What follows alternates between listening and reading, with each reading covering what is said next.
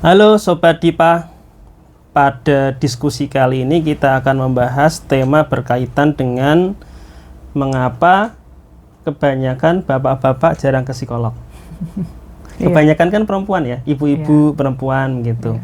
Nah, ada data yang menjelaskan bahwa perbandingan jumlah laki-laki dan perempuan yang datang ke psikolog itu 1:8. Jadi bapak-bapak, satu bapak-bapak, 8 perempuan. Pada usia di bawah 20 tahun, perbandingannya sama. Hampir sama.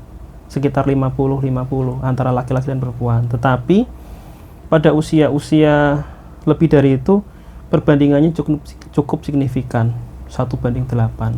Jadi itu menyimpulkan bahwa jauh lebih banyak perempuan, ibu-ibu atau perempuan lansia yang datang ke psikolog dibandingkan bapak-bapak.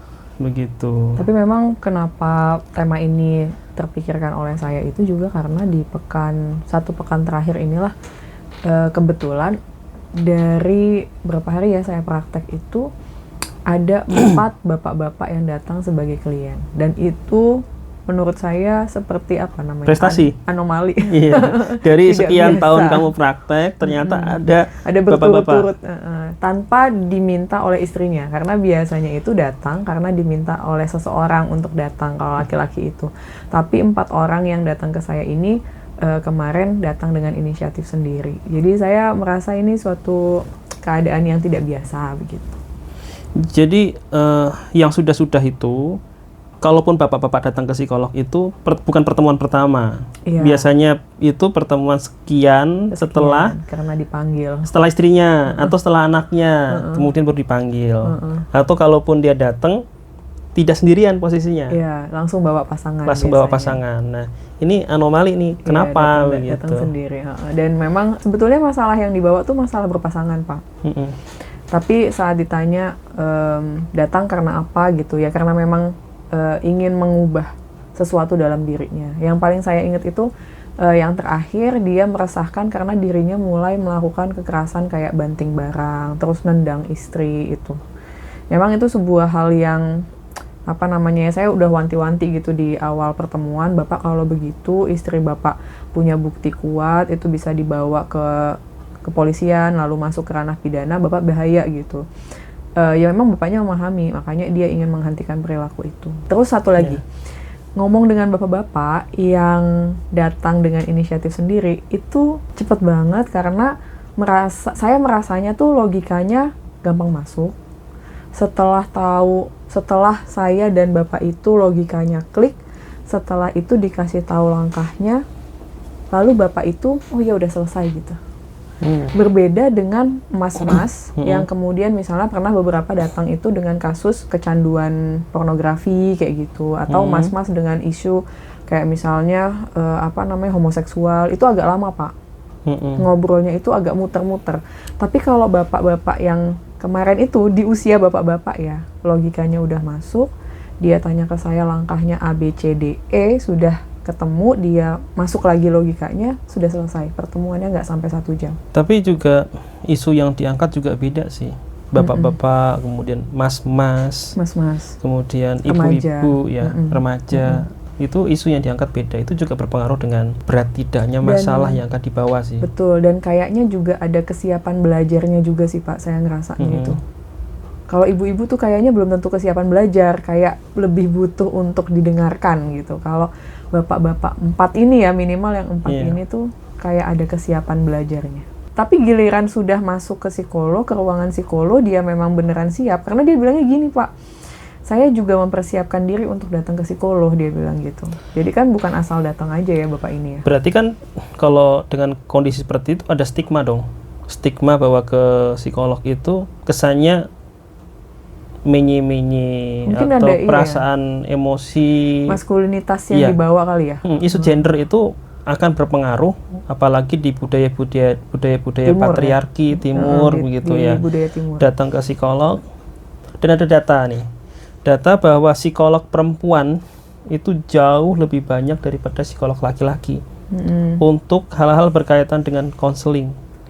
Ada data menyebutkan itu psikolog klinis, ini data diterbitkan oleh IPK, Himpunan Psikologi Klinis Indonesia, itu psikolog klinis laki-laki itu cuma 5%. 5%. Ya. Dan itu kan berpengaruh juga dengan bapak-bapak yang datang menemui psikolog perempuan. Itu ada perasaan tidak nyaman, perasaan tidak... Khawatirnya si psikolognya nanti itu membela, kalau dalam permasalahan rumah tangga, ada isu gender dan sebagainya, kan perasaan-perasaan stigma itu. Saya kan S1 dulu di Ponorogo ya, itu angkatan saya tuh cuma 86. Kayaknya nggak nyampe 13 orang sih untuk laki-lakinya. Lalu yang waktu S2 di UI itu dari 21 orang untuk menjadi psikolog klinis, 1 orang doang Pak yang jadi yang laki-laki. Dari Ikatan Psikologi Klinis Indonesia itu cuma 5% psikolog laki-laki. Yang terbanyak psikolog laki-laki itu di industri organisasi. Iya betul. Atau enggak yang saya tahu ya peneliti. Praktisi atau peneliti. Peneliti lebih banyak peneliti. Yang main di psikometri, yang main di statistik kayak gitu-gitu lebih banyak. Akhirnya apa? Akhirnya kan ya memang ini dunianya perempuan gitu. Atau ini Pak di filsafat. Tapi kalau filsafat itu kan bermain dengan ini ya pemikiran ya. Bukan kalau psikolog klinis itu kan lebih ke arah kita tuh ada merawatnya, ada ngayomnya, ada nurturingnya gitu. Nah, bapak-bapak tuh tidak bermain di area itu. Sehingga ada stigma-stigma yang misalnya saya sebagai laki-laki nih datang menemui psikolog perempuan kemudian curhat, itu kan ada perasaan yang kadang saya nubuhin admin gitu, ada psikolog laki-laki enggak? Agar kita bisa masuk lewat jalur yang memahami laki-laki gitu ya. Saya jadi ingat sebuah cerita saya Pak beberapa tahun yang lalu. Jadi bapaknya ini datang berdua bersama istri. Bapaknya memang ya kita sebut ya dari golongan agama keyakinan tertentu lah yang memang kuat secara keagamaan. Istrinya ini bercadar gitu. Nah terus bapaknya ini mengeluhkan kecemasan. Masuklah ke saya bertiga nih sama istrinya. Dan bapaknya itu tidak bisa bercerita karena saya juga tahu permasalahannya itu ada di istrinya. Dan hampir istrinya itu berbicara juga dan bisa menghabiskan 60% dari pembicaraan kami bertiga gitu loh Pak.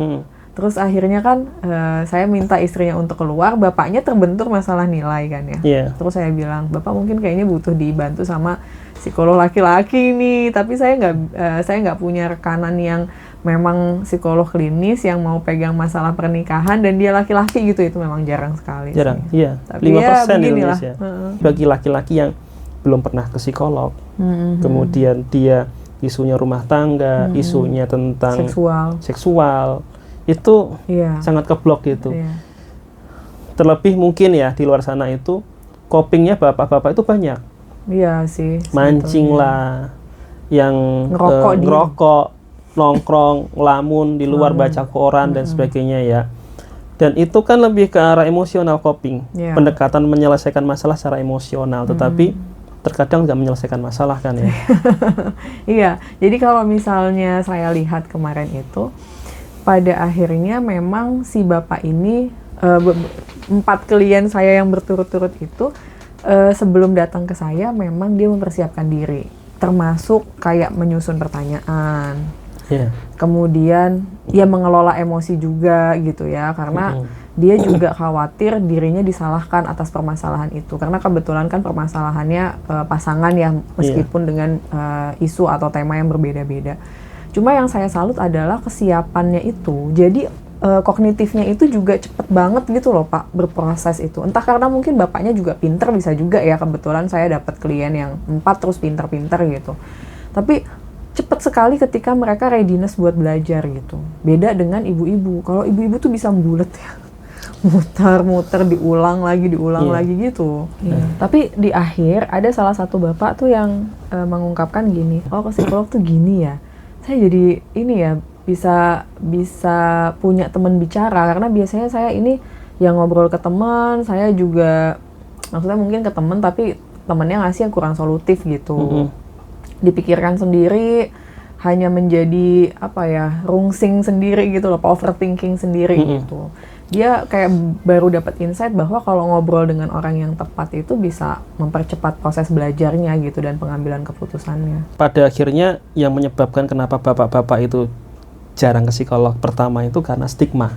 yang paling kuat nih stigma. Tetapi itu diimbangi dengan jumlah tenaga ahli ya, iya betul, yang tidak mendukung gender. Tapi sebetulnya berarti kan bapak-bapak juga butuh bercerita ya Pak? Dan pada dasarnya kan laki-laki maupun perempuan itu sama-sama ada masalah. Masalah itu nggak mengenal gender gitu. Secara saintifik di penelitiannya otak kita itu memang butuh berkomunikasi dengan sesama manusia ya Pak ya, dengan suara yang dikeluarkan, kemudian ada suara yang masuk diterima telinga, terus sama bagian otak kita juga menerima suara orang lain. Itu juga sebetulnya dibutuhkan sama bapak-bapak. Cuma konsep maskulinitas kalau bercerita itu seakan-akan lemah atau gimana Pak kalau di laki-laki itu? Laki-laki tidak bercerita. Tapi laki-laki tidak mengeluh sih tepatnya itu. Tapi datanya juga kan orang dengan gangguan jiwa ya, khususnya skizofrenia itu juga angkanya lebih banyak di laki-laki. Karena beban mental yang mereka miliki itu tidak terkelola pada akhirnya. Karena dibatasi sendiri untuk nggak mau bercerita, tiba-tiba ya ledakan aja gitu. Ya karena memang laki-laki tidak bercerita. Tidak bercerita itu kan jadi meme karena laki-laki nggak bercerita. Tiba-tiba gila. Nggak boleh kita ngomong gila. Mengenai laki-laki tidak bercerita ya, terkadang itu memang kecerdasan komunikasi, kecerdasan verbal laki-laki dan perempuan itu berbeda karena sistem saraf, sistem fisiologinya, susunan otaknya kan beda. Sehingga terkadang banyak kita temui laki-laki yang maksud dan tujuannya ada, tetapi keluar hanya ditenggorokan gitu kan. Ketahan. Itu yang menyebabkan laki-laki tidak ekspresif. Ditambah lagi value-value yang anak laki-laki jangan nangis, laki-laki jangan cengeng. Kalau lagi nongkrong gitu Pak, sebetulnya laki-laki tuh saling apa ya? Bapak kan waktu muda juga pasti nongkrong kan? Yeah. Ada deep talk untuk menyelesaikan permasalahan pribadi yang mendalam gitu nggak sih? Paling ngobrolannya bahas masalah konspirasi, gitu? Bahas masalah politik. Game kali ya, kalau zaman itu mungkin. Game. Cewek. Jarang mengeluhkan tentang kok saya lagi terpuruk ya, nggak lebih ke arah situ sih, lebih ke arah konspirasi bumi datar kayak gitu kan. Saya mau ketawa tapi saya harus menghormati obrolannya tongkrongan laki-laki ya. Iya, sampai bahas masalah filsafat gitu kan. Kalau mancing gitu Pak, apa yang didapatkan? Kebetulan saya bukan penikmat mancing, tapi saya sering menemani orang mancing ya. Dan menemani orang mancing itu lebih jarang ngobrolnya. Mereka memang diem aja gitu. Ada yang perenung, ada yang ngobrol, ada sambil ngerokok, tapi itu salah satu metode laki-laki untuk meredam gejolak emosinya, gejolak pikiran-pikiran yang mengganggunya dia. Nah, mungkin itu juga yang membuat laki-laki jarang ke psikolog, karena laki-laki itu banyak penyaluran hobinya. Saya ngobrol Pak sama salah satu lansia sebetulnya ya. Terus lansia ini menurut saya lumayan sejahtera. Dia membebaskan anaknya untuk berumah tangga, dia mengambil resiko untuk hidup sendiri gitu ya. Terus saya ngobrol lah gitu ya. Terus ada satu kesimpulan yang saya bilang ke lansia ini, sebetulnya psikolog itu bisa jadi tidak diperlukan kalau orangnya mampu mengelola diri, tetap jernih begitu ya. Dia tahu self-helping yang bisa dia gunakan ketika lagi agak oleng gitu misalnya. Jadi peran psikolog itu tidak perlu langsung dipilih begitu. Mungkin bapak-bapak begitu kali ya, dengan banyaknya kreativitas, dengan banyaknya hobi yang bisa dilakukan. Kan bapak-bapak sampai tua tetap main ya Pak, beda sama ibu-ibu kayaknya. Gini ya, karena terkadang bagi laki-laki merasa bahwa ke psikolog itu mahal. itu kayaknya isu perekonomian tertentu ya. Iya, kan ada meme-meme yang psikolog mahal, kesini aja kan gitu ya. Iya, psikolog mahal tantrum aja. Iya, psikolog mahal tantrum aja. Tapi bapak-bapak itu kan seringkali mencari uang. Oh ya, karena beban ini ya sebagai pencari finansial keluarga ya. Dia tahu mungkin ada beberapa laki-laki di luar sana, banyak laki-laki yang tahu susahnya mencari uang, kemudian jadi yang rasa nggak sembarangan mengeluarkan budgeting untuk ke tenaga ahli. Jadi kalau kita gali emang ada faktor pekerjaan, laki-laki sibuk bekerja, menghasilkan uang, waktu luangnya juga untuk bekerja, kemudian persepsi masalah gender, budaya ya. Kreativitasnya juga masih mungkin jadi dia mencari hobi-hobi lain. Tapi juga kita temukan data berkaitan dengan jumlah konselor atau psikolog klinis yang lebih banyak perempuan daripada laki-laki. Mungkin itu kesimpulan dari diskusi kali ini, mengapa bapak-bapak jarang datang ke psikolog. Demikian podcast hari ini, semoga bermanfaat.